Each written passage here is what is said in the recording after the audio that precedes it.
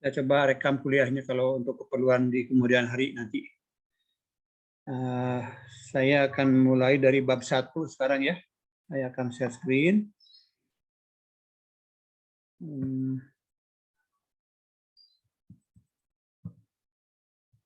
Oke, mudah-mudahan sudah muncul di layar mahasiswa ya untuk bab 1 ini. Ada yang bisa ngasih tahu, udah muncul belum? Sudah, Pak. Sudah muncul, Pak. Ya, kita mulai. Ini bab 1 tentang karakteristik antena, karakteristik propagasi. Jadi karena bab 1 itu bab pendahuluan, jadi saya akan jelaskan secara global dulu ya. Oke, kita mulai dari gelombang radio dan telekomunikasi. Gitu. Ini gelombang radio itu seringkali dikatakan radio itu sebagai nirkabel, jadi suatu gelombang elektromagnetik yang merambat atau berpropagasi di dalam suatu medium yang bebas, apakah itu udara atau dalam air juga ya, bukan hanya udara gitu ya, bisa udara juga bisa atmosfer, bisa dalam ruang hampa, gitu, ruang vakum. Gitu. Ini sedikit cerita sejarahnya dimulai telekomunikasi atau fenomena elektromagnetik atau kita sebutnya listrik gitu tahun 1873 itu oleh Maxwell. Makanya kita dalam kuliah terkait dengan keelektroteknikan ada medan elektromagnetik 1, medan elektromagnetik 2, di mana di situ kalau kita fokuskan persamaan Maxwell merupakan kalau orang Islam mengatakannya sebagai surat Al-Fatihahnya dalam Al-Quran gitu ya. Kira-kira analoginya seperti itu. Kalau Al-Quran itu surat Al-Fatihah itu dianggap sebagai induknya Al-Quran, maka persamaan Maxwell dalam keelektromagnetikan itu kira-kira sebanding dengan itu begitu. Semua fenomena keelektromagnetikan itu bisa diawali atau bisa dirangkum dalam persamaan Maxwell, kira-kira begitu ya. Kemudian 7 tahun berikutnya, tahun 80 ada Hendrik Hertz, di situ tahun 91 muncul nama Marconi, ya. Tahun 1931 muncul nama Faraday, ini saya kira di rangkaian listrik kan, ada istilah sangkar Faraday dan lain-lain. Kemudian tahun 38 ada komunikasi yang biasa dipakai oleh Morse ya, oleh Morse gitu ya, menggunakan telegram. Nah, kemudian sekarang kalau di sini diktat ini yang kita pakai itu sebetulnya udah mulai tahun 80-an juga. Aplikasi sekarang dalam keelektromagnetikan menyangkut telepon, radio siaran, televisi, kemudian jaringan global, komunikasi suara, gambar, tulisan, video. Sekarang kan kita pakai WhatsApp gitu ya. Atau nanti sebentar lagi kita akan berinteraksi secara ramai sekarang di media sosial kan, tentang metaverse gitu ya, kemudian augmented reality, kemudian virtual reality begitu, kemudian aplikasinya dalam komunikasi, dalam penelitian, pertahanan, radar, telemetri juga masuk ini, ya komunikasi komputer, jaringan lokal, area network begitu, ini banyak sekali. Itu semuanya menyangkut ke elektromagnetikan gitu ya. Jadi kalau saya kembalikan tadi persamaan Maxwell itu merupakan titik awal atau merupakan rangkuman induk dari seluruh ilmu keelektromagnetikan. Itu kira-kira pengantarnya begitu ya. Kemudian sekarang elemen-elemen sistem komunikasi saya langsung fokuskan saja. Definisi komunikasi adalah atau lebih lengkapnya bukan komunikasi, kita menyebutnya telekomunikasi begitu, walaupun sebetulnya bisa tele itu kan jauh ya, bisa jauh, bisa dekat, tapi kita lebih cenderung menggunakan tele ketimbang komunikasi. Kenapa? Karena di program studi sosial itu ada program studi yang communication gitu. Nah, situ maksudnya communication itu komunikasi secara ininya, secara orangnya berkomunikasi, teori-teori komunikasi dengan baik, etika komunikasi. Begitu. Nah, kita lebih baik supaya berbeda dengan mereka ya engineering lah, teknik telekomunikasi begitu ya. Nah ini kita kategorikan menjadi 3 bagian sebetulnya utamanya, yaitu ada sumber informasi, kemudian ada tujuan komunikasi, dan ada transducer komunikasi. Sumber informasi itu berupa cikal bakal ya informasi kan sesuatu yang berguna bagi pemakainya begitu ya. Kalau kita manusia, sumber informasi itu ya sesuatu yang berguna bagi kita, bisa ditafsirkan, misalnya berupa suara orang atau suara dari alat musik, dari mesin, dari komputer, itu sumber informasi begitu. Kemudian tujuan informasi ya tergantung tujuannya, apakah kita ingin mengirimkan suara melalui telinga, misalkan alat penerimanya, ya, atau misalkan mengirimkan gambar, berarti alat penerimanya dari mata, begitu kalau gambar atau video begitu. Kalau videonya ada audionya, berarti dua-duanya yang dipakai. Nah, kemudian yang ketiga di situ ada transducer. Transducer sangat penting ya, karena transducer itu lebih diterjemahkan kepada alat yang bisa mengubah-ubah informasi. Kalau di tenaga listrik itu kan misalnya begini, energi kan ya, energi panas, energi mekanik misalnya. Itu jenis-jenis energi bisa diubah-ubah. Bahkan kita kan tidak bisa menciptakan atau memusnahkan energi, yang bisa kita lakukan hanya merubah. Nah, dalam komunikasi kira-kira seperti itu. Ini transducer itu adalah suatu alat yang bisa mengubah-ubah informasi dari bentuk yang satu ke bentuk yang lainnya. Ya. Kayak begitu. Ini gambarannya lengkap dari mulai ujung kiri sumber informasi yang tadi saya sebutkan, apakah dari orang, atau bisa aja sumber informasinya itu berupa jembatan yang dipasang sensor begitu. Jembatan misalnya dipasang sensor untuk mendeteksi keretakan. Maka sensor itu bisa menghasilkan suatu indikator bahwa jembatan ini retak atau tidak gitu. Nanti dari situ di-convert, pakai transducer untuk ke bentuk lain yang bisa dikirimkan melalui channel begitu. Kira-kira begitu ya. Jadi sumber informasi itu berupa apa saja, atau ketinggian air misalnya dalam suatu bendungan, supaya kalau ketinggiannya mencapai level tertentu, misalnya wah ini ada bahaya banjir, itu sumber informasi. Nah, maka transducer input TI di situ mengubah menjadi sinyal. Kalau udah menjadi sinyal, masuk ke transmitter yang disibukkan dengan TX, di sini ada TX. Nah, ini udah mulai kita fenomenanya udah fenomena gelombang elektromagnetik di sini. Ya, kalau di SI bisa belum. Di sumber informasi itu belum merupakan gelombang elektromagnetik nih, masih berupa sumber aslinya nih. Ketinggian air atau kelembaban atau suhu misalnya. Nah, kalau udah ke sini transducer input masuk ke transmitter, ini udah semuanya seragam, Maxwell di sini. Ke elektromagnetik udah mulai berjalan di sini di TX ini. Kemudian di sini channel ya untuk medium transmisinya kan.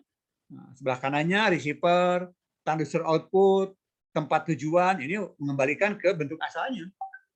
Ya. Jadi, nah ini kenapa misalkan nggak dikirim langsung saja ini dari bentuk informasi yang sumbernya langsung aja ke channel. Nah, seringkali kita nggak bisa. Ya, kalau mengirim kasihnya aslinya, misalkan jangankan misalkan dari ketinggian air kan masih berupa ketinggian berupa ukuran meter kan, atau keretakan jembatan misalkan dalam satuan lain, itu sensor begitu. Itu seringkali tidak bisa dikirimkan melalui channel transmisi yang menggunakan fenomena elektromagnetik. Selama kita menggunakan fenomena elektromagnetik, ya tentu kita harus patuh bahwa informasi harus dirubah dulu menjadi sesuatu yang memang relevan untuk elektromagnetikan Maxwell. Ya. Oke, jadi itu. Nah, dalam hal ini kita sebetulnya area kita yang diwarnain hijau ini. Jadi dari nyentuh sedikit ke TX, nah, di sini ada antena di sini kalau radio ya. Kemudian channelnya juga di sini berupa channel yang non fisik. Maksudnya non fisik itu, maaf, bukan fisik juga, tapi maksudnya bukan berupa kabel gitu, bukan berupa serat optik. Kalau untuk antena itu ya memancarkannya ke udara atau ke medium yang tidak terbimbing. Gitu. Nanti akan saya jelaskan kenapa dikatakan terbimbing atau di bawah. Ya. Nah di sini fokusnya pemancar TX, kemudian kanal transmisi dalam hal ini ruangan gitu ya. Jadi saya seringkali salah menyebutnya non fisik, padahal enggak. Ruangan juga fisik juga begitu ya. Cuman ya tidak dibawa oleh sesuatu yang merambatkan gitu. Bebas dia meradiasikan ke ruangan itu, apakah dia udara atau air atau ruang hampa. Kemudian di sebelah kanannya ada penerima atau RX. Baik. Yang terjadi pada fenomena yang channel ini yang warna hijau ini, kita coba pahami dulu ya, ada beberapa hal yang harus kita lihat di sini.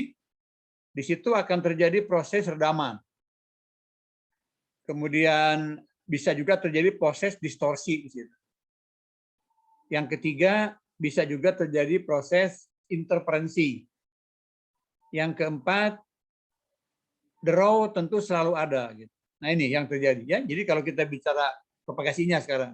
Nanti belakangan saya akan jelaskan antenanya. Peran antena di TX sebagai apa, kemudian peran antena di RX sebagai apa, tapi saya jelaskan dulu ini yang warna hijau, itu channel. Di situ ada redaman, ada draw, ada interferensi, ada distorsi.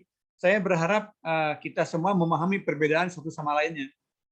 Ya, kalau redaman itu sifatnya atau karakteristiknya mengecilkan sinyal. Itu namanya redaman. Jadi sinyal yang dikirim misalkan levelnya sekian volt gitu. Yang diterima itu kecil, itu sifatnya redaman. Tapi kalau redaman itu tidak mengubah bentuk sinyal, sebetulnya gampang. Ya kita kan punya istilah amplifikasi kan, amplifier begitu. Kalau sinyalnya tidak berubah bentuknya ya diredam ya kita kuatkan lagi aja, kasih penguat begitu. Nah, kenapa dalam kenyataannya tidak semudah itu? Karena medium propagasi juga bukan hanya meredam, bisa menimbulkan distorsi. Ya, distorsi artinya beda dengan redaman. Distorsi itu cenderung mengubah bentuk sinyal, gitu. Jadi sinyalnya misalkan berbentuk sinusoidal, distorsi oleh medium transmisi bukan sinusoidal, berubah-ubah, ada ripple-nya, ada bentuknya benjol begitu, frekuensinya bergeser begitu misalnya ya. Nah, itu. Nah, ini distorsi lebih sulit diatasi. Karena kalau dalam komunikasi seringkali kita bentuk sinyal merupakan peran. Bentuk sinyal kotak misalnya, persegi atau sinyal digital misalnya. Sinyal analog, suara manusia dengan suara kambing beda sinyalnya. Nah, kalau pakai distorsi itu bisa ya dampaknya lain gitu dengan redaman. Redaman mudah diatasi, distorsi sulit diatasi. Yang ketiga, istilah interferensi dalam komunikasi. Apa interferensi? Nah, interferensi itu boleh saya katakan kita kaitkan dengan karena medium transmisi tadi itu bebas, ya ruang bebas, suatu ruangan yang bisa diakses secara simultanius oleh banyak orang, oleh banyak user. Nah, tentu di situ akan terjadi pencampuran masing-masing. Kalau pakai kabel kan nggak bercampur. Kalau pakai transmisinya pakai kabel, artinya masing-masing orang punya kabel sendiri-sendiri, maka sinyal atau informasi yang dibawa oleh kabel itu ya terproteksi. Ya, artinya tidak bocor kemana-mana. Walaupun sebetulnya kalaupun pakai kabel, kita mengenal istilah crosstalk kan, dalam kabel telepon misalnya dikirim melalui suatu kabel duct misalkan dalam suatu pipa yang besar, banyak kabel dalamnya, itu ada crosstalk begitu. Tapi pada prinsipnya kalau secara ideal sih kalau kabel transmisi ya sendiri-sendiri, independen begitu, individual begitu. Nah, ini dalam medium transmisi yang ke ruang bebas ada interferensi karena apa? Karena masing-masing pengguna tentu nanti biasanya kita menggunakan duplex kan atau multiple access. Kemudian sinyal-sinyalnya kita pilih berdasarkan frekuensi, berdasarkan time slot misalnya atau berdasarkan kode misalnya. Nah, cuman seringkali itu pemilihan seperti itu tidak semudah atau tidak sebagus pemilihannya oleh kabel masing-masing. Karena kita udaranya dipakai bersama kan, pakai antena. Nah, interferensi itu definisikan merupakan secara singkatnya mungkin sinyal bagi seseorang, tapi merupakan noise bagi orang lain begitu. Untuk ke arah kita. Kemudian sinyal kita juga sama. Bagi kita itu merupakan sinyal, bagi orang lain itu mengganggu kalau terjadi leakage gitu, kalau terjadi kebocoran gitu ya. Itu interferensi. Yang terakhir nomor 4 draw. Draw itu ya paling yang sumber cikal bakal draw yang paling selalu ada di mana-mana ya AWGN ya. Adaptive White Gaussian Noise gitu. Itu karena kita komunikasi menggunakan suatu perangkat yang berbasis semikonduktor ya, untuk transistor, untuk IC, untuk berbagai macam komponen yang digunakan untuk keelektromagnetikan, kita berbasiskan semikonduktor kan. Nah, di situ terjadi kalau kaitannya dengan temperatur yang supaya semikonduktor itu bekerja, itu tidak bekerja pada 0 Kelvin suhunya. Kalau suhunya pada 0 Kelvin kan memang tidak ada noise. Semikonduktor pada suhu 0 Kelvin tidak membangkitkan noise. Tapi dia mati gitu, tidak bekerja gitu. Ya, itu bedanya, Bro. Ya, baik. Kemudian ini gambaran telekomunikasi radio, nanti apakah itu sebagai antena di sebelah kiri, sebagai antena di sebelah kanan sebagai menerima begitu. Kalau yang kiri memancarkan, yang menerima sebelah kanan dianggap tidak ada panah-panahnya karena dia dianggap menyerap begitu. Nah, kemudian di tengah antara keduanya kita gambarkan sebagai saluran transmisi. Nah, ini saya katakan tadi non fisik begitu. Ini mungkin definisi yang tidak tepat ya. Kalau mengatakan saluran transmisi non fisik kurang tepat menurut saya. Hanya untuk menggambarkan maksudnya bukan kabel begitu, bukan yang membimbing secara langsung dibawa oleh transmisinya gitu. Tapi kan tentu ini non fisik ya fisik sebetulnya kan ruangan begitu ya. Termasuk ruang vakum juga fisik sebetulnya karena ada ruangannya gitu. Tapi kira-kira begitulah, non kabel atau non saluran begitu, bukan saluran transmisi. Ya. Ya. Oke, ini ada beberapa angka, misalnya kehandalan supaya kita komunikasi itu handal, maka kehandalan atau reliabilitas kita harus mendekati 100%. Kemudian kualitas informasi atau kualitas sinyal yang diukur. Itu kalau sinyalnya berupa sinyal analog, sinyal continuous biasanya diukur dengan perbandingan atau rasio dari sinyal terhadap noise, itu yang menentukan kualitasnya itu. Level sinyal harus lebih tinggi daripada level noise gitu.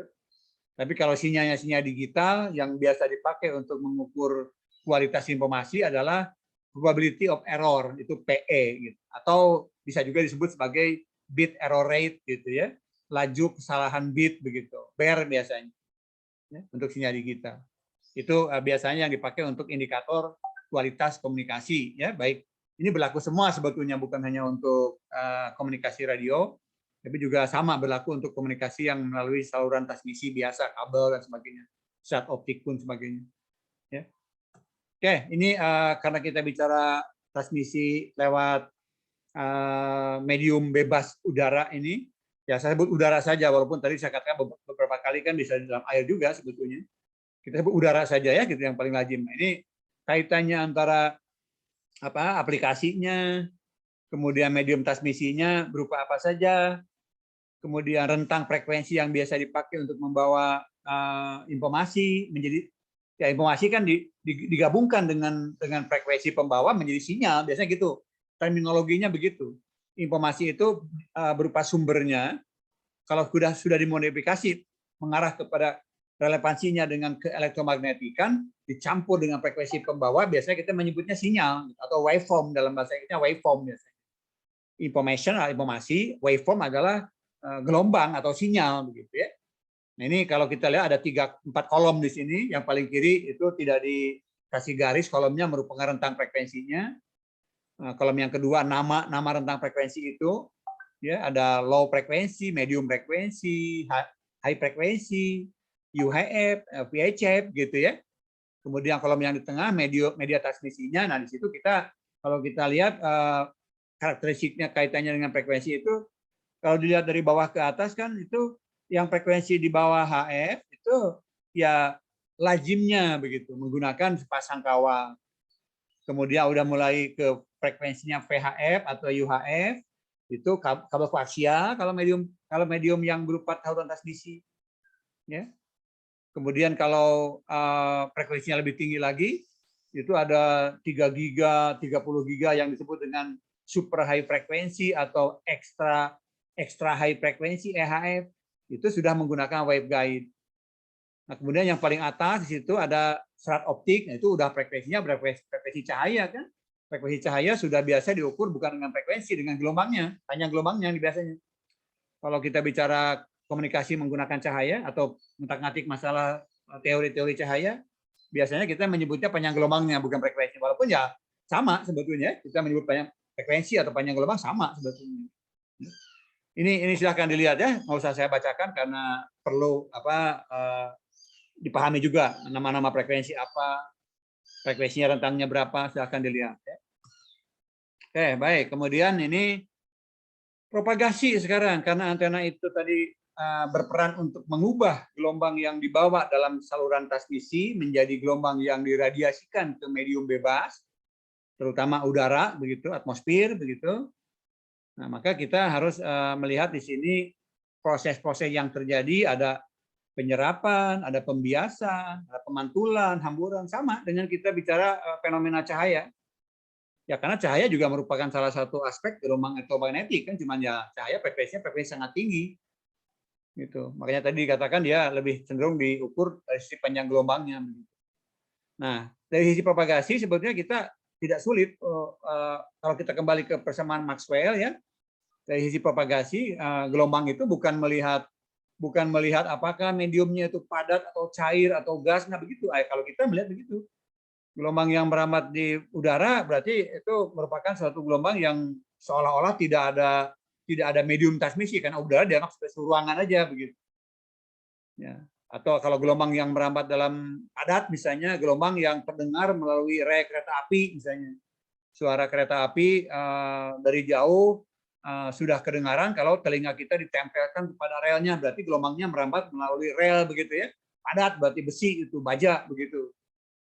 Ya, kemudian gelombang yang komunikasi antara kapal selam misalkan dengan kapal pesawat udara begitu.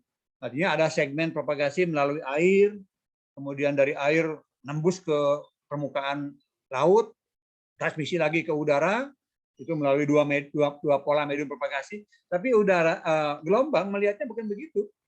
Gelombang itu nggak peduli dengan apakah dia air ataupun udara, atmosfer ataupun padat begitu rel kereta api.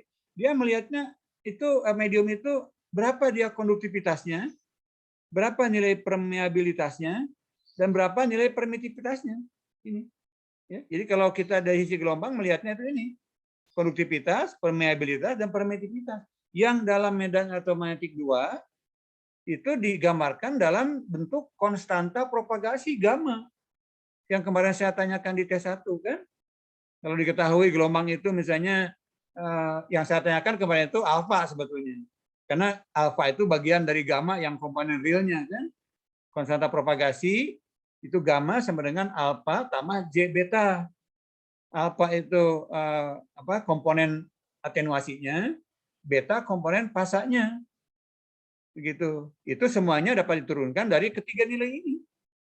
Konduktivitasnya berapa, sigma, permeabilitasnya mu berapa, permitivitasnya epsilon berapa.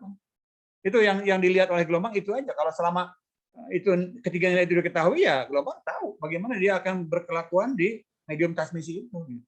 Ya, itu. Ini gambaran-gambaran propagasi yang akan kita bahas dalam kuliah ini. Ya, yang pertama ada gelombang yang merambat di permukaan bumi, begitu ya. Ya.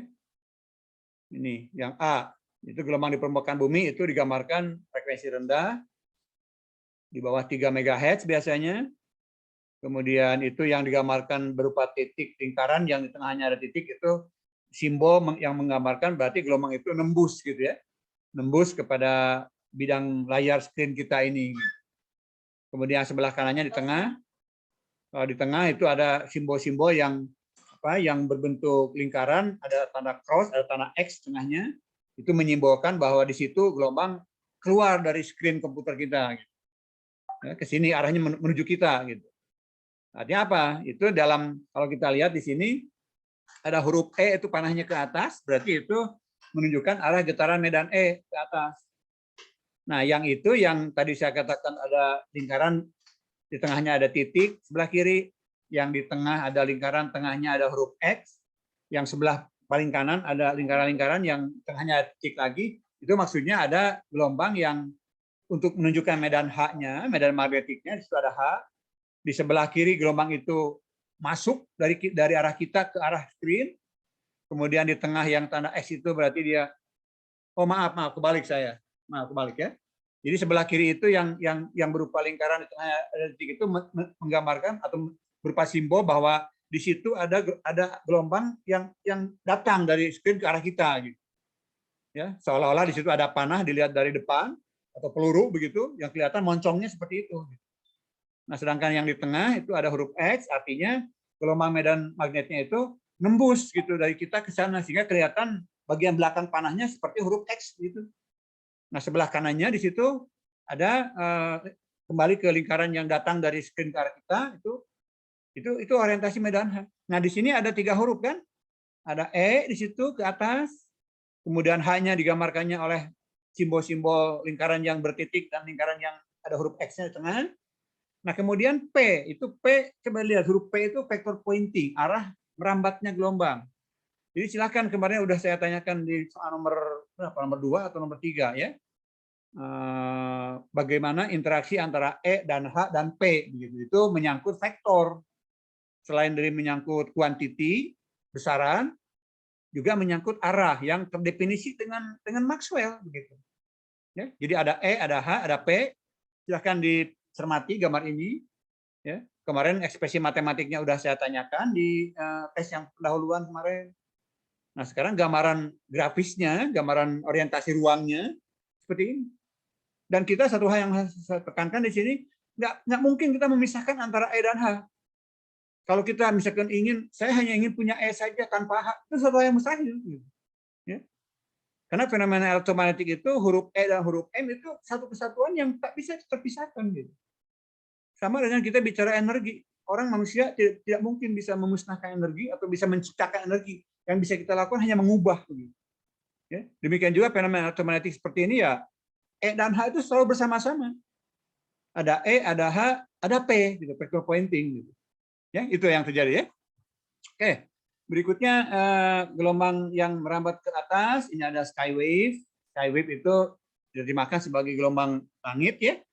Ini kalau kita lihat gambarannya itu yang di bawah itu permukaan bumi, kemudian yang di atas ya kalau untuk skywave biasanya walaupun nanti ada juga yang lewat troposfer. Ini yang memantulkan nih, yang memantulkan itu ionosfer ya. Itu ketinggiannya sekitar di atas 100 km di atas permukaan bumi sampai sekitar 600-700 km. Karena di atasnya lagi udah di atas 1000 km di permukaan bumi, itu sudah merupakan ruang hampa, tidak ada partikel apapun di situ. Ya. Itu disebutkan juga frekuensi yang biasa dipakai di situ antara 3 MHz sampai sekitar 30 MHz supaya nanti akan kita di bab tentang propagasi akan lebih detail ya untuk melihat fenomena atau karakteristik propagasi yang melalui troposfer, hamburan, yang melalui ionosfer, pantulan. Nanti ini hanya pengantarnya saja. Oke. Kemudian gelombang langsung di sini, gelombang ruang atau space wave di sini. Nah, kalau gelombang langsung ya yang biasa kita pakai untuk propagasi di dekat permukaan bumi, yang biasa kita sebut dengan istilah terestrial. Gitu. Jadi kalau kita dengar kata-kata terestrial, itu artinya fenomena alam atau suatu ruangan yang udara di sekitar permukaan bumi. Ya, terestrial itu hanya ya untuk komunikasi seluler sekarang kita pakai. Ya. Dengan membedakannya dengan ekstraterestrial, artinya ada suatu hal yang di luar itu begitu. Oke, kemudian yang berikutnya huruf D di situ gelombang langsung direct wave yang jauh ke atas satelit begitu. Ya. Yang jauh ke atas satelit itu ketinggian satelit bermacam-macam. Kalau yang geostasioner kan 36.000 km. Nah, itu tentu gelombang dari permukaan bumi yang dikirim ke arah satelit ya melalui berbagai macam medium, dari mulai dia nembus atmosfer, troposfer, masuk ke ionosfer, nembus juga. Setelah ionosfer di atasnya ruang vakum yang bagian terpanjangnya menuju ke satelit 36.000 km. Itu gelombang langsung. Nah, kemudian yang E, ini hamburan troposfer, ini troposcatter, kurang gambarnya ini, ada dua fenomena hamburan ya, yang tergambarkan di sini itu ini hamburan yang, nah, ini cursor saya kok nggak muncul. Nah, oke, nah ini hamburan oleh bidang tajam ini. Jadi nanti akan kenapa digambarkan begini, karena lapisan atmosfer yang diberi nama troposfer pada ketinggian sekitar belasan kilometer itu punya sifat yang similar atau mirip dengan sifat benda tajam terhadap gelombang pada frekuensi tertentu di sini. Maksudnya begini, ini kalau pemancarnya sebelah kiri di sini, cursor saya bergerak nggak di layar mahasiswa? Bergerak, Pak. Bergerak, Pak. Bergerak, Pak. Nah, ini pemancarnya sebelah kiri, kemudian gelombangnya memancar ini mengarah ke katakanlah ini gunung begitu ya. Nah, kemudian receiver-nya di sebelah kanan. Kan kalau secara pandangan mata ini kan jelas-jelas terhalang ya oleh gunung gitu ya. Nah, tapi ini orang atau penerima yang ada di sini menerima sinyal. Dari mana? Nah, sehingga kenapa dia menerima dapat dijelaskan fenomena hamburan ini. Artinya gelombang yang dikirim dari sebelah kiri menyentuh benda tajam puncak gunung ini, di sini terjadi proses hamburan.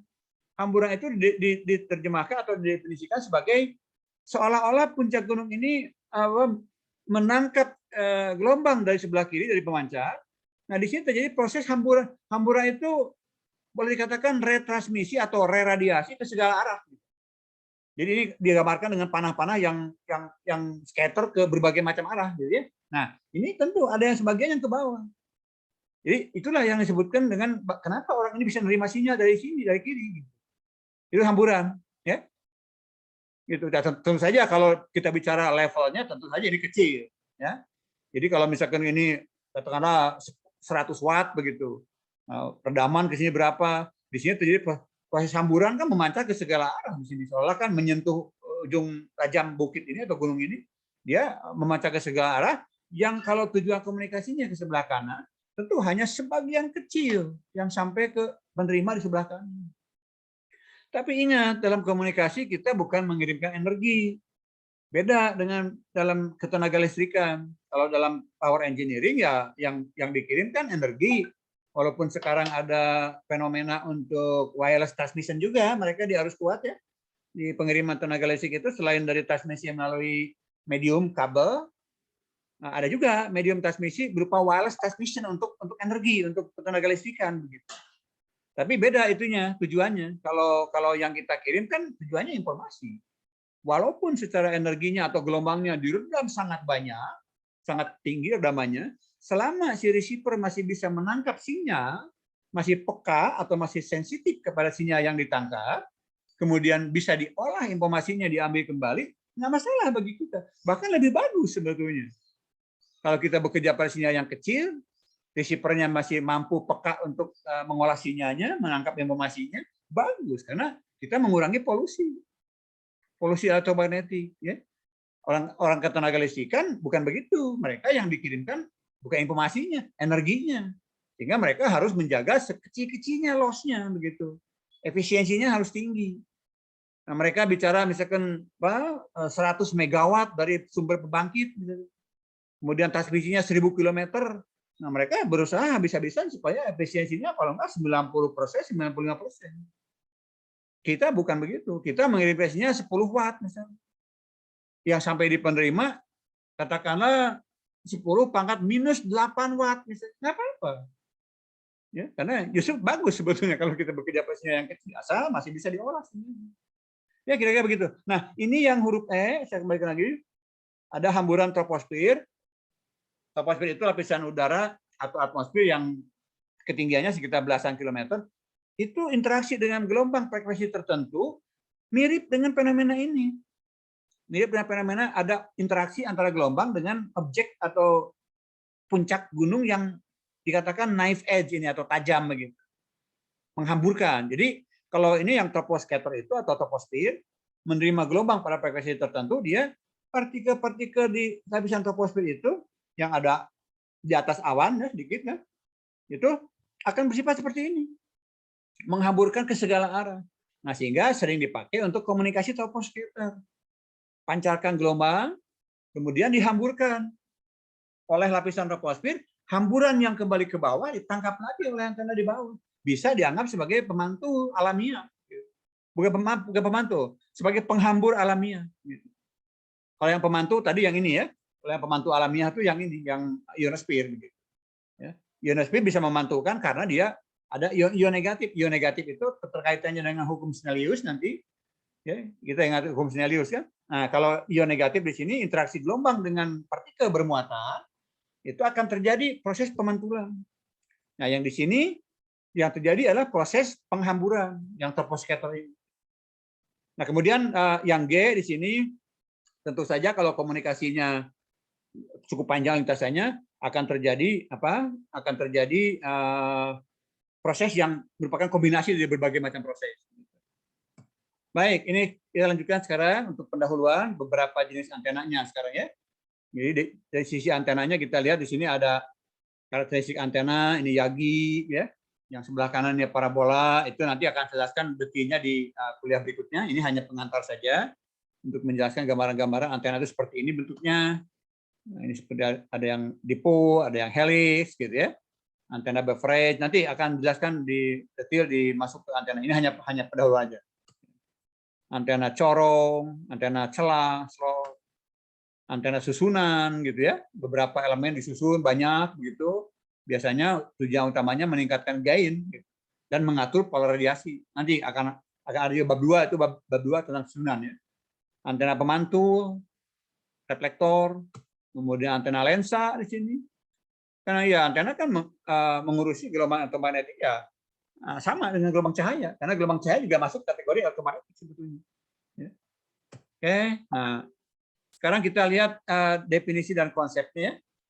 Jadi ini untuk antena boleh dikatakan definisinya transformator antara gelombang terbimbing dengan gelombang bebas atau sebaliknya. Kemudian struktur transisi antara gelombang terbimbing dan gelombang bebas itu juga dihasilkan oleh antena. Kemudian saluran transmisi, bedanya dengan antena adalah kalau saluran transmisi itu hanya merupakan alat yang membawa atau membimbing, ya membawa energi gelombang elektromagnetik dari suatu titik ketika tidak melakukan radiasi, gitu. Tidak mengubah gelombang, dibawa aja, begitu, dikirimkan, gitu. Ya, itu bedanya. Oke, nah ini kalau kita lihat kaitannya bagaimana kok bisa radiasi begitu. Kita kan teori dasar dalam rangkaian listrik sudah tahu ya tentang terkait dengan cavity resonan begitu ya. Ya. Kalau ujungnya dihubung singkat, maka gelombang ya ini kaitannya dengan hukum kekalahan energi. Energi tidak bisa hilang. Energi itu hanya bisa berubah dari satu bentuk ke bentuk yang lain. Jadi kalau ujungnya dihubung singkat ya dia akan merupakan energi yang tersimpan di situ. Tidak meradiasikan dirinya ke luar. Nah, sedangkan ini yang antena. Kalau yang antena di sini, kalau kita lihat misalkan dari gambar ini, yang paling kiri itu ada sumber osilasi ya, sumber getaran gelombang elektromagnetik gitu, pembangkit begitu ya. Nah ini yang tahap pertama, kalau kita hubungkan dengan transmisi yang di ujungnya dihubung singkat, ini tidak terjadi radiasi, maka disebutnya alat ini sebagai resonator. Ya menyimpan energi di sini. Gitu. Nah, kemudian yang ke arah kanan di sini, saluran transmisi memang dia membawa. Karena ujungnya biasanya isi beban biasanya. Kalau saluran transmisi itu dari pembangkit membawa gelombang dikirimkan ke beban. Bebannya ya berupa lampu atau berupa setrikaan misalkan gitu ya. Mengubah menjadi panas gitu. Dikirimkan gitu. Nah, ini kalau ujungnya berupa kawat yang dibuka, ini kalau kita lihat ujungnya kan kawatnya dibuka nih. Tapi di open gitu, dibuka tapi di open, tidak dihubung singkat. Kalau dihubung singkat kan ini resonator. Kalau dibuka ini dan dibiarkan apa namanya ini ya, di ujungnya itu dilipat ke atas gitu. Nah, tapi tidak disambungkan. Ini memperbaiki karakteristik radiasi di sini. Ya. Makanya gambarnya ini ada gambar putus-putus. Ini menggambarkan gelombang yang terbentuk akibat dari karakteristik ujung saluran transmisi yang dibuka, tidak dihubung singkat, ada di open, dan dilipat ke arah membesar. Karena gelombang itu nyambung kan, kalau medan E-nya dari satu ujung kabel, misalkan menuju ke ujung kabel yang lain, nah ini kalau dibuka akan menghasilkan suatu flux yang luas, yang mencakup area yang luas dibandingkan dengan kalau ditutup. Kalau ditutup kan ini hanya ini aja. Transmisi kan dari kabel yang satu biasanya disebut kabel positif gitu ke kabel negatif, dia langsung aja mencari jalan yang tersingkat, yang terpendek. Tapi kalau dibuka dia tetap akan mencari pasangannya, kabelnya, tapi dengan dibuka atau dibuka dalam arti kata dilipat menjauh begitu, maka ini alur-alur ini akan mampu menjangkau daerah yang lebih luas. Oke, nah itu ya untuk yang gambar antena. Nah terus sekarang mohon dipahami juga ini terkait dengan daerah antena di sini nanti, karena ini kan kaitannya dengan besarnya pembukaan atau besarnya melipatnya ini. Tadi kan dari mulai yang dibiarkan sebagai saluran transmisi kan sambungan antara kabel positif ke negatif, medan E di sini sempit gitu ruang lingkupnya, tertutup. Makanya saluran transmisi itu tujuannya untuk membawa gelombang dalam saluran transmisi itu. Sedangkan antena adalah untuk memancarkan meradiasi gelombang ke area yang luas.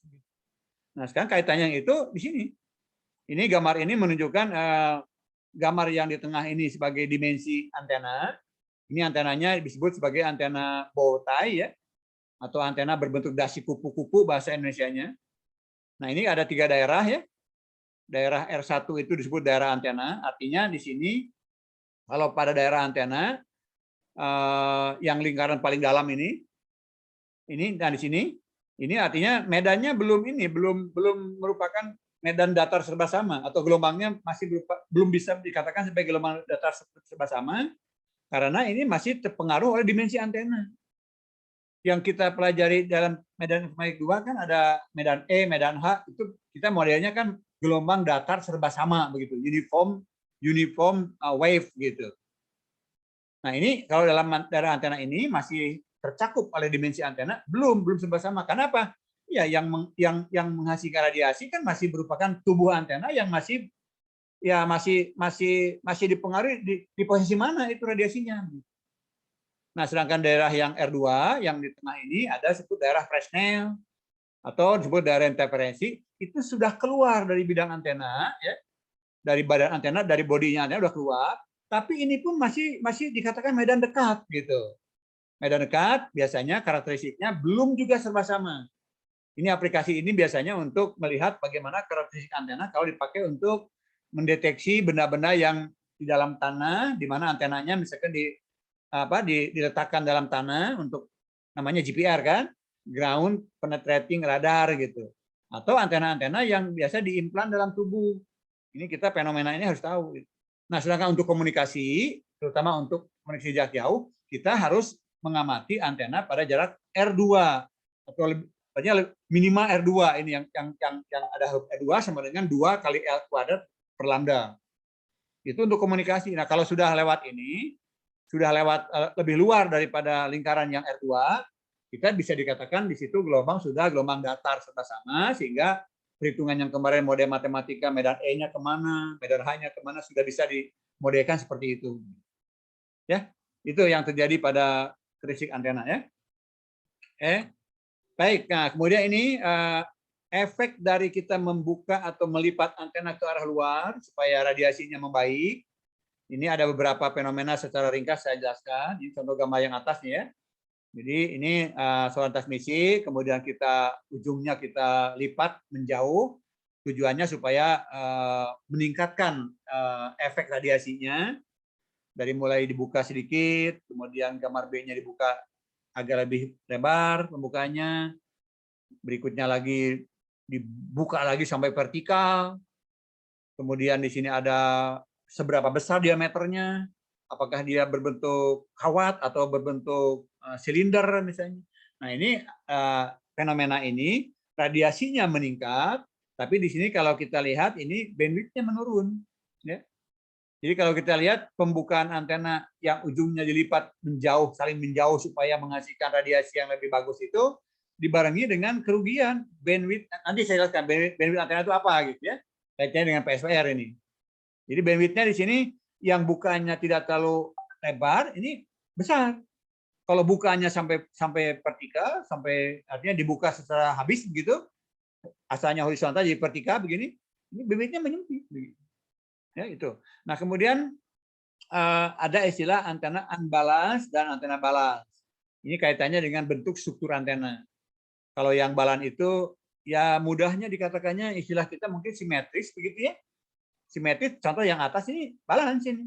Karena simetris, antenanya lengan yang satu untuk kabel positifnya, sama lengan yang satunya lagi kabel negatifnya ini simetris. Nah, itu balance disebutnya dalam konsep antena. Nah, sedangkan yang unbalance itu ada kita kalau menggunakan antena seperti ini, corong misalkan begini. Ya, hubungan kawatnya gini, kalau yang balance itu asosiasinya dengan kabel transmisi 2 pasang kawat sejajar begitu. Ini balance. Kalau yang unbalance biasanya asosiasi antena yang biasa dihubungkan dengan kabel koaksial. Kita tahu kabel koaksial itu kan beda dengan kabel 2 kawat sejajar. Karena kabel koaksial kan positifnya di tengah, negatifnya kan merupakan jaketnya, pembalutnya di luar begitu ya. Nah, itu kabelnya udah kabel unbalance. Nah, antenanya juga kalau kabel koaksial dihubungkan dengan antena dipol seperti ini, itu terjadi proses perubahan gelombang merambat dalam transmisi unbalance masuk ke antena balance. Gitu ya. Nah, ini caranya apa? Seperti ini. Jadi antenanya itu atau yang mudah ini aja. Kalau antenanya berupa kawat misalkan dipu yang paling kanan ini. Yang kedua dari kanan ini antena helix ya. Antena helix yang pejal gitu. Ini antena corong yang berikutnya yang 3 sebelah kiri. Nah, cara menghubungannya begitu. Jadi kabel transmisi koaksial yang di tengah hubungkan ke satu antena. kabel transmisi yang jaketnya di luar negatifnya tidak dihubungkan, tapi dianggap sebagai ground plane gitu. Gini. Jadi kayak seperti ini. Itu cara menyambungkan dari kabel yang unbalance dihubungkan dengan antena yang balance. Oke. Baik, ini beberapa slide lagi saya akan tunjukkan bahwa konsep radiasi itu, ini gambar ini menunjukkan begini, supaya kita nanti meyakini bahwa gelombang yang akan kita hitung itu misalnya medan E-nya berapa, medan H-nya berapa, maka vektor pointing atau flux elektromagnetiknya berapa. Ini ada konsep medan jauh tadi itu. Jadi kalau kita sudah kembali ke sini, ya, nah ini R2 minimal 2L kuadrat dibagi lambda. Ini L adalah dimensi maksimum dari antenanya, lambda adalah panjang gelombangnya. Kalau sudah dipenuhi oleh ini, nah maka kita di sini menggambarkannya ini R lebih besar, jauh lebih besar daripada panjang gelombang. Kemudian R juga lebih besar jauh daripada dimensi antena, di sini disebutkan D, ya. Dan R juga jauh lebih besar daripada B. B artinya besarnya kawat antena itu. Nah, maka kita bisa memodelkan sebagai sumber titik. Ya. Jadi kalau sudah melampaui 2L kuadrat bagi lambda, maka antena ini pada jarak minimal 2L kuadrat bagi lambda, selain dari gelombangnya sudah menjadi gelombang datar modelannya, ini antena dianggap sebagai titik saja gitu. Di orientasinya diubah misalkan miring atau diagonal atau vertikal, horizontal, sudah tidak peduli. Dia sudah menjadi titik di suatu titik. Nah, bahkan kalau misalkan tadi tidak seperti itu, tidak memenuhi syarat yang tadi itu, R tidak memenuhi besar dari lambda, R tidak memenuhi besar daripada D dan B. Nah, maka terjadi pergeseran ini berpengaruh kepada di mana posisi antena dalam suatu pengamatan ini gitu. Jadi ini yang terjadi begitu. Syaratnya kalau R-nya besar lambda, R-nya besar D, R-nya besar B, ini sebagai titik, maka akibatnya medan jauh yang bersifat transversal sudah bisa dipenuhi. Nah, karakteristik medan jauh yang transversal memenuhi syarat bahwa medan H selalu tegak lurus kepada medan E. Kemudian arus daya atau rapat daya yang menembus bidang bola semuanya mengarah radiasinya keluar. Artinya radiasinya tidak ada yang ke samping, semuanya keluar ke arah yang meradiasikan ke arah yang menjauh dari titik itu begitu. Kemudian nomor 3 dengan ekspolasi arah rapat daya semua berasal dari volume yang kecil.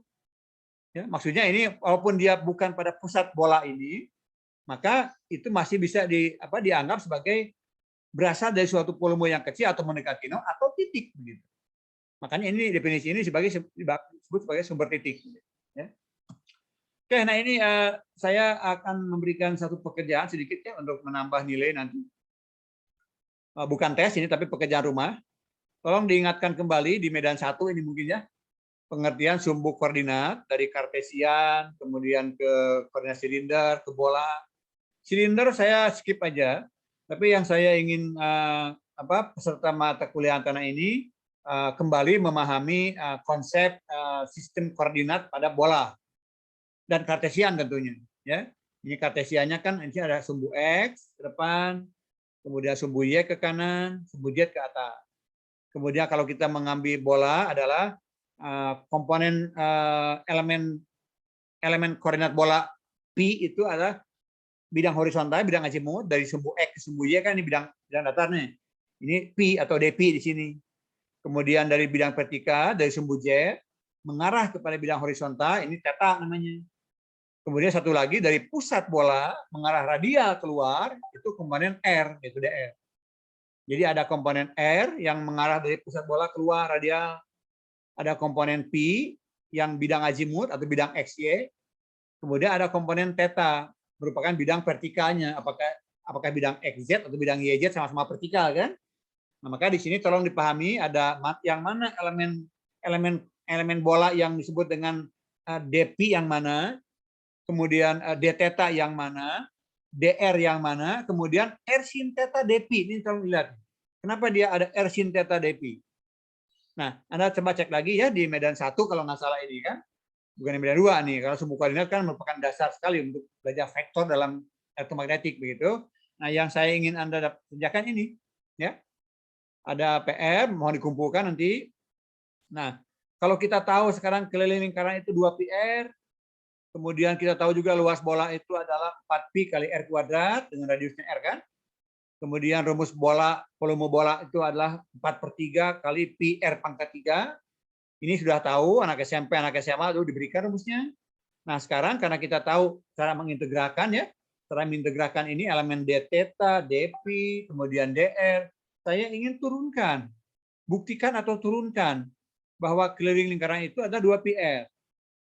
Buktikan dengan cara menurunkan rumus elemen koordinat bola bahwa luas lingkaran itu 4pi R kuadrat. Ya. Tentu menggunakan seperti ini nih. Ya.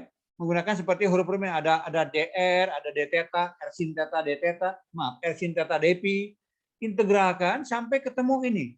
Luas bola 4pi R kuadrat, volume bola 4/3 pi R pangkat 3, keliling lingkaran 2 PR, turunkan dari situ, dari rumus itu. Ya. Oke, itu silahkan nanti. Ini bahannya udah saya unggah ke EduNext. Di bab 1 seluruhnya 107 halaman ini. Nah, silahkan nanti dipelajari. Ini bagi yang punya diktat sama dengan di diktat, cuma ini PowerPoint ya. Bagi yang nggak punya diktat ya pakai aja. Ini bahan dari saya. Nah, ini PR-nya dikumpulkan nanti minggu depan ya. Hari Selasa depan dikumpulkan lewat Google Form oleh asisten, nanti akan saya jadikan sebagai nilai tambahan nanti untuk mengayomi nilai mahasiswa yang nilai ujiannya nanti pada batas 2 nilai. Misalnya antara batas A dan AB, antara AB dan B kurang 1 poin gitu, nanti tugas-tugas seperti ini akan saya jadikan sebagai penambah itu. Ya. Oke, itu cara untuk memahami kembali bagaimana kita memahami koordinat bola. Kenapa? Ini penting sekali dipahami untuk nanti kita menghitung radiasi antena atau pola radiasi dari antena tepatnya ya. Antena itu memancarnya ke arah mana? Apa berbentuk buah apel atau berbentuk buah pepaya misalnya, lonjong begitu, ya? Atau berbentuk sektor seperti ini, seperti yang digambarkan di slide ini. Ya, harus paham itu. Bagaimana kita melakukan integral. Oke, kemudian ini definisi-definisi radiasi nanti. Kita bicara sudut bidang, sudut yang kita kenakan sudut bidang, kalau 2 dimensi. Nah, karena antena itu alat yang bekerja pada 3 dimensi, radiasinya bisa mencakup ke arah sumbu X, sumbu Y, atau sumbu Z kalau dalam Kartesian, atau bisa memenuhi bola, atau berbentuk pepaya ke atas, pepaya ke pinggir. Nah, maka kita definisikan sebagai pola radiasi. Ya. Pola radiasi itu biasa kita gunakan beberapa parameter yang diambil. Kita bisa menggunakan pola radiasi dari menggambarkan medan E-nya, medan elektriknya, medan listriknya. Bisa itu lazim dipakai. Kemudian bisa juga secara teoritis kita bisa menggunakan radiasi antena digambarkan menggunakan medan H-nya. Tapi kalau penggambaran radiasi antena pakai medan H tidak begitu lazim. Karena medan E dan H punya saling keterikatan. Kalau diambil salah satu ya udah cukup gitu. Nggak perlu dua-duanya gitu ya. Jadi kalau medan H jangan dipakai karena definisi polarisasi pun nanti mengacunya kepada medan E. Kenapa begitu? Karena kalau medan E-nya diketahui, medan H pasti bisa diturunkan. Ikut dia. Nggak akan salah gitu. Itu salah satu. Nah, paling yang biasa dipakai juga kalau medan E itu kan medan sebanding dengan tegangan begitu ya. Dalam konsep-konsep energi, energi itu setara dengan daya gitu. Bukan dengan medan, atau daya kuadrat dari medan. Energi juga kuadrat dari medan. Nah, kita bisa menggambarkan medan atau pola radiasi dalam bentuk energi, yaitu yang kita sebut sebagai intensitas radiasi, U. Nah, bedanya apa? Supaya gini, kalau kita menggunakan medan nanti itu, atau menggunakan vektor pointing lah, medan E dan medan H kalau dikalikan itu menjadi P ya. Nah, tapi kalau kita menggunakan P, ini masih mengandung R kuadrat. Jadi untuk menghitung daya atau energi dalam antena, nanti kalau kita menggunakan P, ini masih tergantung kepada R kuadrat. Pada jarak berapa energi itu dikandung dalam suatu radiasi antena yang kita menggunakan besaran vektor pointing P, itu kita harus tahu pada jarak berapa. Nah, seringkali kalau untuk menggambarkan radiasi antena kita tidak perlu pakai jarak. Karena kalau diketahui medan antena pada jarak dekat, pada jarak jauh pun akan seperti itu. Gitu. Nah, caranya apa? Kita nilai R-nya gabungkan dengan nilai P. Jadi nilai R kuadrat di sini tarik ke nilai P di sini. Sehingga kita punya besaran hasil kali antara P dengan R kuadrat. Itu namanya U, intensitas radiasi. Nah, kalau sudah kita menggabungkan P dengan R kuadrat, maka daya W dibagi 4pi itu tidak bergantung kepada jarak lagi, karena jaraknya udah diambil ke P atau udah menyatu dengan U. Ya. Kombinasi atau penggabungan antara R kuadrat dengan P itu menghasilkan U, intensitas radiasi, sehingga kita tidak lagi bergantung kepada jarak. Kalau kita udah bicara U, ya U pada jarak 1 km, U pada jarak 10 km, sama aja begitu modelnya. Nah, sedangkan tinggal sudutnya sekarang tinggal 4pi. Nah, ini sudut ruang. 4pi itu sudut ruang. Oke. Oke, nah ini karakteristik antena sebagai pemancar itu begitu ya. Jadi kalau kita lihat di sini medannya begini, 3 dimensi ini. Nah, 3 dimensi itu artinya kalau kita lihat ini ada sumbu vertikalnya diputar begitu. Ini kira-kira seperti balon begitu ya. Ini ada medan E di sini. Kalau digambarkan dengan E, ingat medan E itu artinya kalau dikuadratkan akan menghasilkan U gitu. Kalau misalkan kita nggak mau pakai U, E-nya kuadratkan tapi tidak menggabungkan dengan R, kita menghasilkan P di sini. Gitu. Ya, itu dari penggambarannya bisa menggambarkan dengan E. Kalau H nggak lazim, karena apa? Saya ulangi, E dan H itu merupakan dua besaran yang saling terikat satu sama lain. Kalau yang satu diketahui, yang satu lagi tidak punya kebebasan untuk berbeda, pasti dia akan mengikuti begitu. Nah, kemudian kalau P itu perkalian antara E dan H, ya, lazim juga dipakai, cuman kelemahan pakai P, vector pointing adalah masih bergantung kepada variabel R untuk menghitung dayanya. Nah, yang tidak tergantung kepada variabel R, kita menggunakan variabel intensitas radiasi atau U. Nah, kalau udah pakai U, ya kita nggak usah lagi bicara misalnya pada 1 km, pada berapa kilometer, yang penting berapa watt untuk setiap radian kuadrat. Nah, sudut ruang yang 4pi tadi itu radian kuadrat. Ya. Nah, kemudian nanti akan minggu depan mungkin hari Jumat saya akan jelaskan juga nanti yang relatifnya ya. Ini kalau diagram mutlak kan pada arah ke sumbu Z ke atas bisa ke berapa P-nya atau berapa U-nya begitu. Nah, biasanya dalam lazimnya menggambarkan radiasi, kita bikin normalisasi kepada 1 dianggap yang tertinggi, ini 1 nih. Atau dalam desibel kalau log 1 itu 0, ini 0 dB begitu. Nah, yang lainnya kita tentu negatif, ini negatif dB. Karena lebih kecil dari 1. Gitu. Ya. Nah, kemudian ini satu lagi nanti akan saya katakan beam width. Ini BW itu bukan bandwidth, ini beam width. Beam itu, kalau band itu frekuensi, kalau beam itu radiasi ini. Nah, nanti akan diukur nanti. Kalau suatu antena misalkan seperti ini, menghasilkan radiasi ke atas, ke sumbu Z. Nah, ini beam width itu ketika ini dari maksimumnya di normalisasi ke 1, ini nilai setengahnya, setengah daya ini. Ya, kalau setengah daya itu kalau dalam desibel log setengah itu 3 dB ya. Jadi nah ini mendefinisikan itu kalau daya intensitas radiasi turun dari maksimum menjadi setengahnya maksimum, dari 1 menjadi setengah, kalau ini 100 jadi 50 begitu. Nah, ini setengah beam width-nya sudutnya berapa gitu. Kemudian ke arah yang simetrisnya berapa? Nah, ini lebar beam yang dicakup oleh radiasi yang maksimumnya di 1 di tengah-tengahnya sampai kepada ujung kiri kanannya di setengah, itu didefinisikan sebagai beam width.